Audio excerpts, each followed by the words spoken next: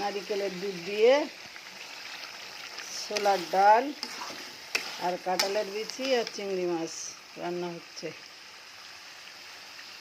নারিকেলের দুধের কাঁঠালের বিচি, ছোলার ডাল আর চিংড়ি মাছ, ঝাল, পেঁয়াজ, আদা, রসুন সব দিয়েছি, দিয়ে কষাই নিয়েছি।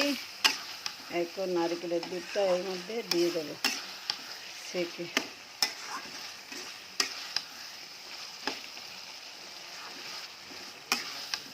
আগে ঘন দুধটা দিয়ে কষাই নিয়েছি, এখন এই যে এই পানিটা দিয়ে কষাই নেব।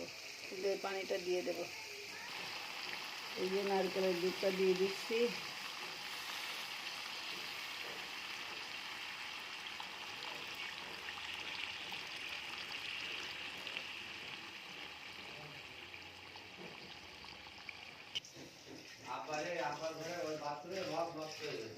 কিছু মগ নষ্ট হয়ে গেছে কেন বাইরে